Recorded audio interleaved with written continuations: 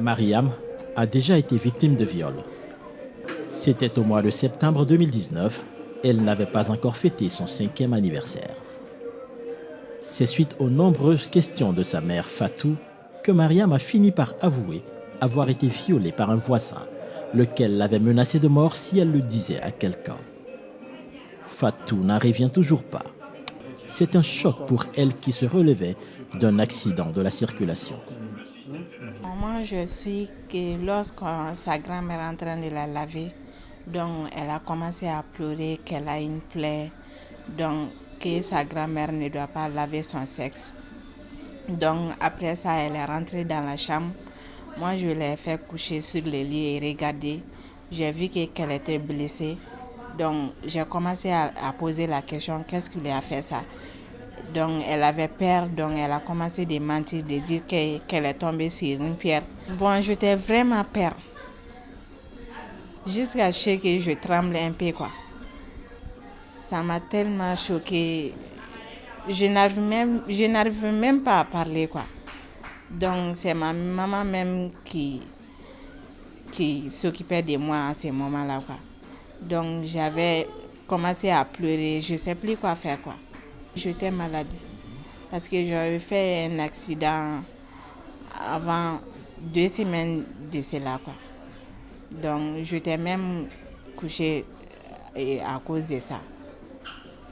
Ça trouvait même que depuis qu'elle a commencé de pleurer, moi-même j'étais couchée sur le lit.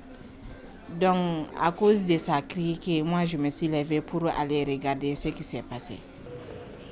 Le présumé violeur, un voisin, a été interpellé mais pas encore jugé. Ce matin, Fatou a rendez-vous avec sa fille au One Stop Center de Bamako, un centre de prise en charge des violences basées sur le genre, mis sur pied par l'UNFPA et ses partenaires, l'Espagne et le Canada notamment. Fatou est à sa 2e visite. Vraiment, ce centre-là, ils font bien leur travail.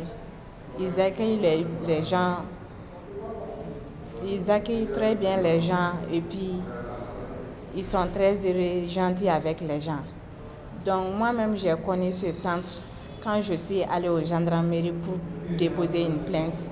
Donc ils nous ont envoyés ici pour venir faire la consultation de l'enfant, pour connaître son niveau de santé, si elle va bien ou pas, ou bien si l'acte lui a fait lui donner des infections pour traiter ça. Vraiment, ils nous avons bien accueillis dans leur centre. Le One Stop Center se trouve au sein du centre de santé de référence de la commune 5 de Bamako. Il accueille des survivantes de violences basées sur le genre, les VBG, qui représentent une dure réalité au Mali. Entre 2012 et août 2019, les services de prise en charge médicale et psychosociale ont enregistré près de 15 534 cas de VBG dans les régions directement affectées par la crise sécuritaire qui sévit dans le pays. Le One Stop Center, c'est le guichet unique en termes français. Et en Bambara, Isigi, asseyez-vous, soyez la bienvenue. Et les services fournis au One Stop Center sont au nombre de 4. L'assistance psychosociale, l'assistance sécuritaire, médicale, l'assistance sécuritaire et l'assistance juridique.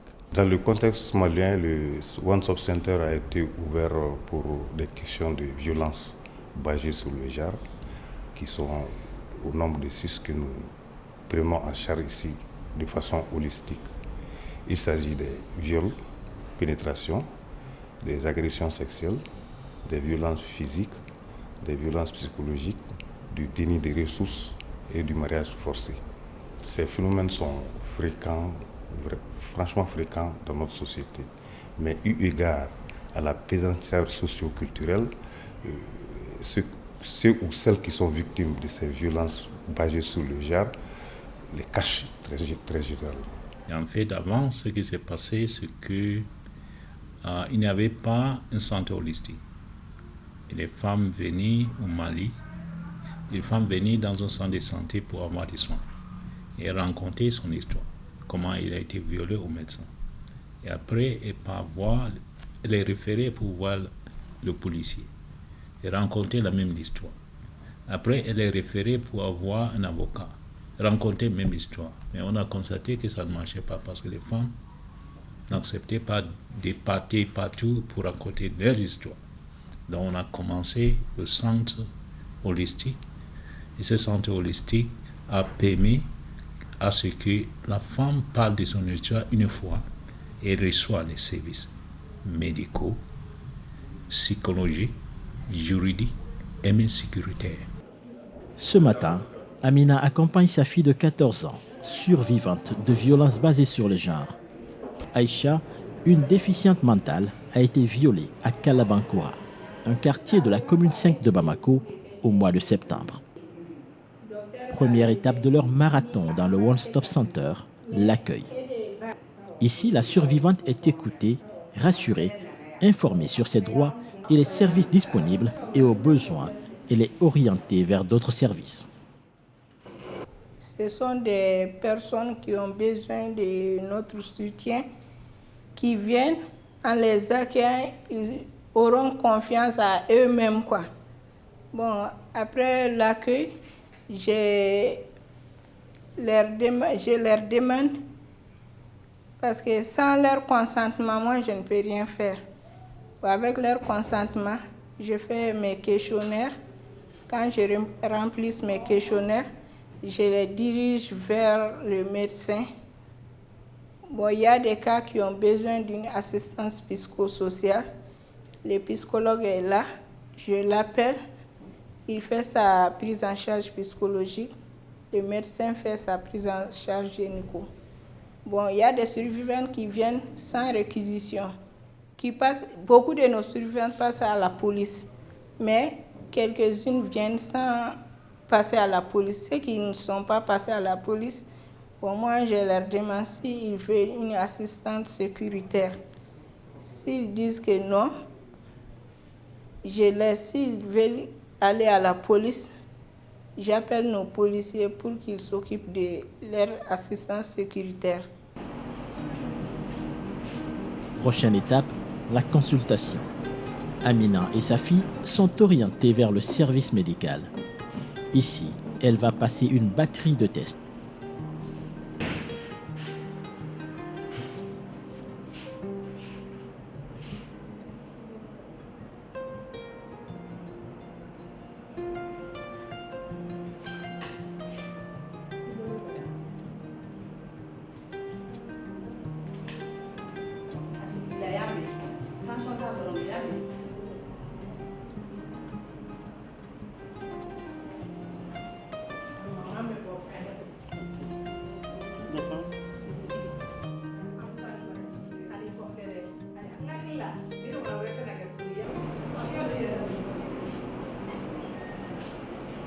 Vous venez d'assister à la prise en charge d'une survivante de viol qui a 14 ans et qui n'a pas toutes ses facultés mentales.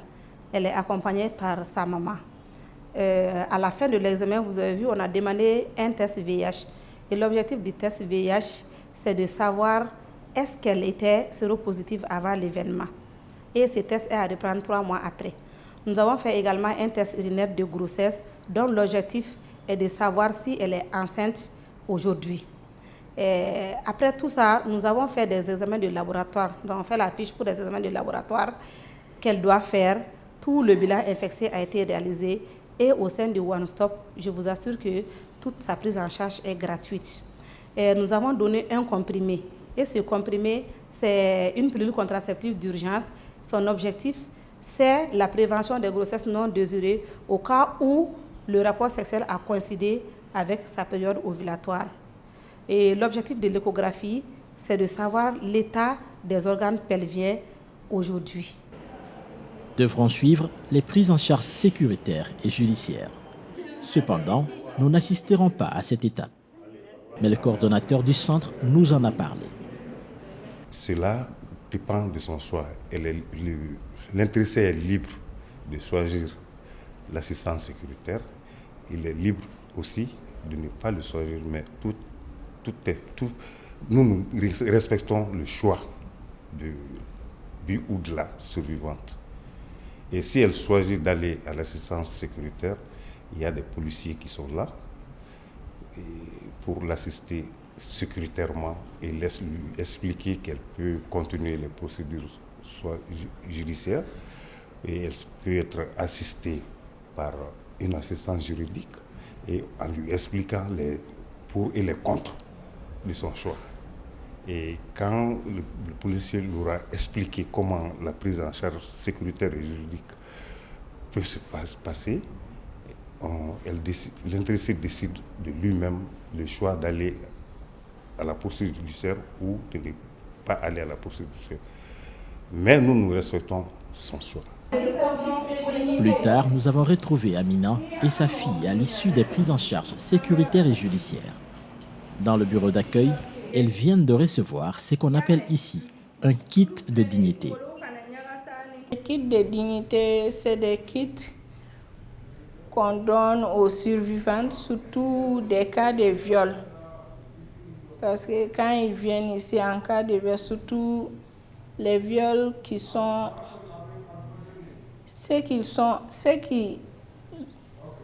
Parce qu'on a des survivants qui viennent avec leur tenue même de viol.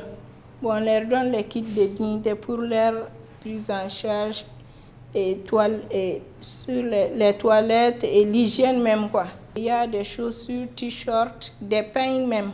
Il y a des pains même dedans, des savons, des cotons hygiéniques, pâte brosse, torche et des crèmes corporelles. Nous avons été très bien accueillis dans le centre, ma fille et moi. Ce problème m'a tellement affectée que je faisais des nuits blanches. Nous sommes déjà très démunis, nous vivons en location et cela arrive à ma fille. Comment on aurait pu faire face à toutes les dépenses? C'est dur à supporter. Mais depuis que nous sommes arrivés ici, nous avons le soutien de tout le personnel. J'ai même l'impression de les connaître depuis longtemps, tellement ils ont bien pris soin de nous. Cela a été très important pour nous. Je les remercie vraiment. La qualité de la prise en charge m'a beaucoup plu et je laisse tout entre leurs mains désormais. Je remercie le centre et lui confie ma fille. Depuis sa création en 2017, le One Stop Center de Bamako a accueilli 375 cas de violences basées sur le genre. Sur ces 375 cas, seuls 40 ont fait l'objet de poursuites judiciaires.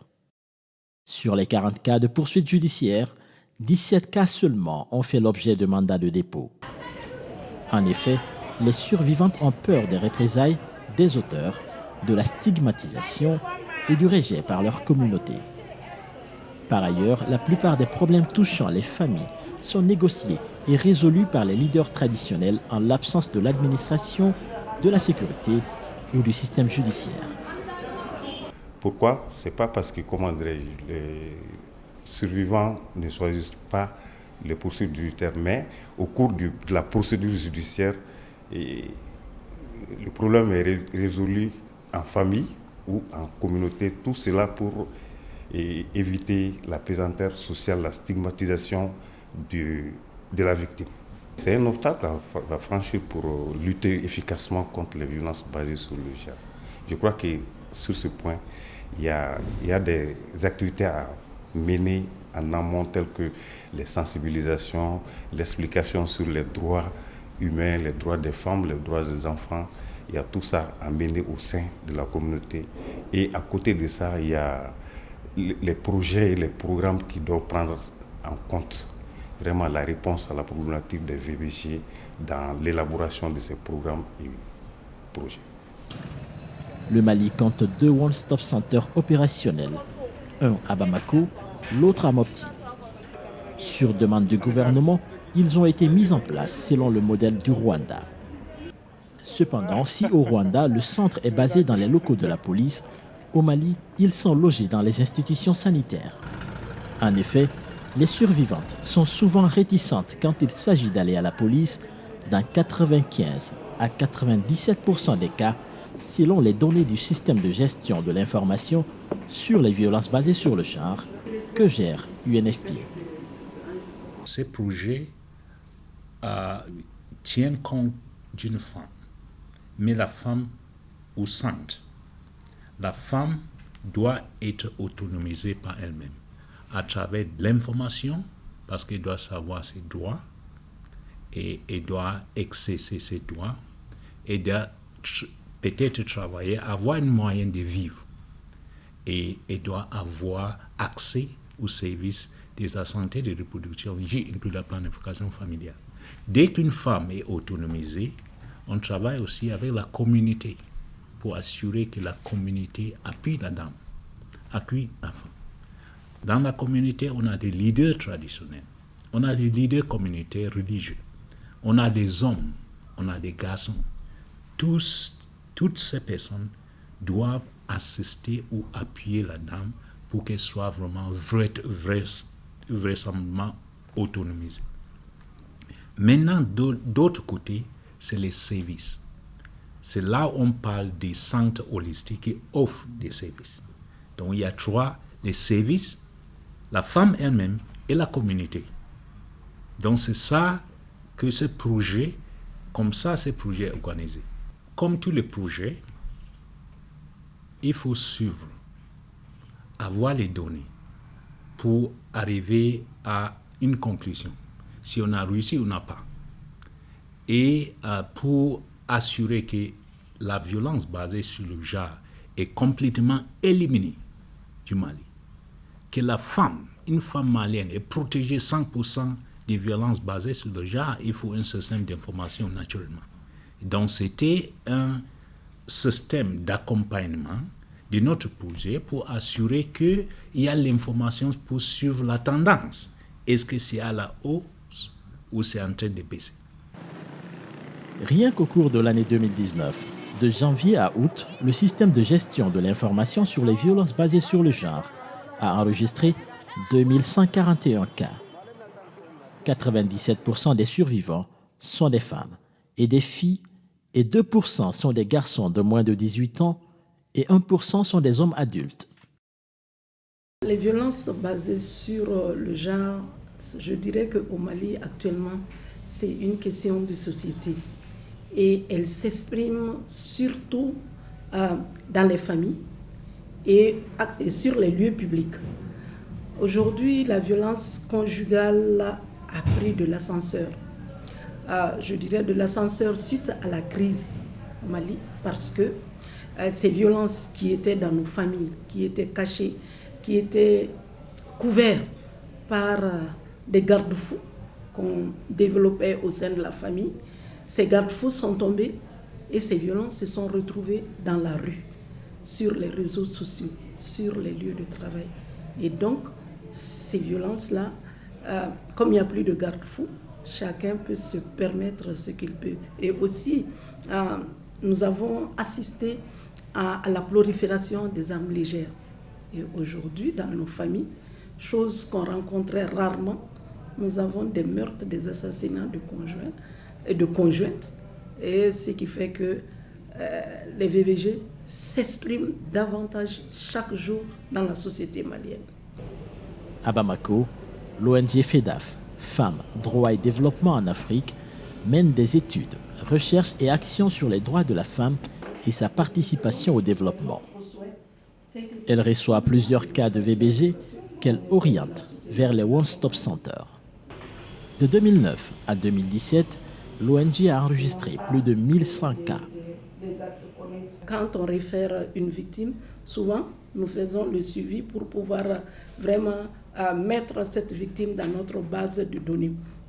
Donc le partenariat avec le One Stop Center, je dirais que c'est un partenariat fructueux parce qu'à chaque fois qu'on appelle, qu'on réfère, nous sentons cette disponibilité qui est là et pour recevoir ces personnes. Mais ce qu'il y a comme difficulté, c'est que le One Stop Center n'est pas comme un abri.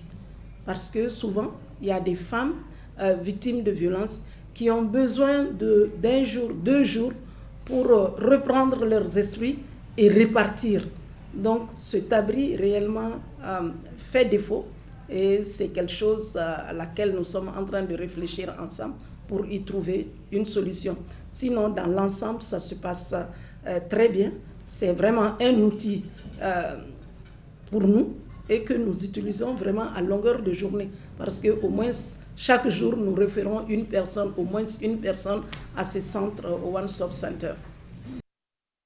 Dans les couloirs du FEDAF, nous avons rencontré Ramata, une survivante de violences basées sur le genre. Ramata a été séquestrée plusieurs jours au nord du Mali par des djihadistes qui ont abusé d'elle. C'est en essayant de fuir sa ville natale, au début du conflit au nord, qu'elle a été arrêtée par un groupe armé. Ils ont pris les hommes qui étaient dans la voiture, ils ont amené tous les hommes de la voiture le jour et aujourd'hui, on n'a pas vu les hommes. Ça, c'est depuis avril 2012 jusqu'à aujourd'hui, on n'a pas trouvé. Même mon petit frère est dedans. De 28 ans, il les a amenés. Jusqu'aujourd'hui, là où je suis tout de suite, on n'a pas trouvé les nouvelles de ces gens-là. Je ne sais pas si ils ont... Je ne sais pas comment c'est passé avec les hommes là.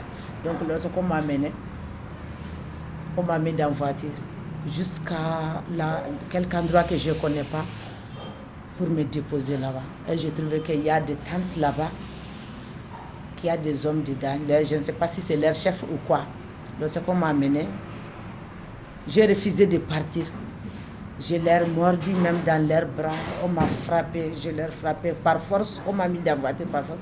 Jusqu'à ce qu'on m'a frappé même ici, dans mon dos. Mon dos est déchiré. Même tout de suite, les cicatrices est là. On m'a amené chez leur chef là-bas pour me faire rentrer dans sa tente. Et donc, c'est lui qui m'a violée.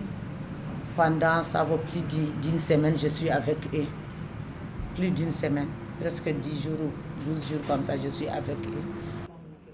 Un enfant est né de ce viol à répétition. Enfant que Ramata a eu du mal à accepter. J'ai accouché. J'ai accouché le 5 janvier, le jour où les Français ont quitté en France pour venir frapper le djihadiste à Konna. C'était un vendredi ou je ne sais pas. Le 5 janvier 2013. Le 5 janvier 2013, j'ai accouché. J'ai accouché un garçon ce jour-là. Donc maintenant, depuis que j'étais enceinte, il y a un monsieur qui a entendu, les gens causent de moi, les gens parlent de moi, le rumeur, et le monsieur a entendu ça, il n'est même pas malien. Il est venu chez moi, il m'a demandé qu'est-ce qu'il peut me faire pour m'aider, ce qui m'est arrivé.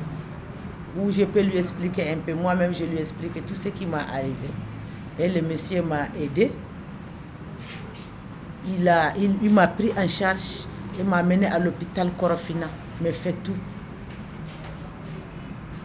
Il a payé les médicaments pour moi. Le jour où j'ai accouché aussi, il est parti à l'hôpital pour payer tout. Et je suis venue. Et j'ai dit que je n'aime pas l'enfant là. Je ne vais jamais garder l'enfant là avec moi. Ramata fait partie de 88 femmes qui ont déposé une plainte commune contre les groupes armés du nord du Mali pour des faits de viol. L'affaire est pendante devant la justice malienne et internationale. Ces violences sexuelles étaient traitées comme des infractions connexes aux infractions du terrorisme. Donc, nous avons dit, les femmes qui ont été victimes de ces graves violations ne doivent pas être jugées comme des infractions connexes aux actes de terrorisme. Il faut que ce soit des infractions à part entière.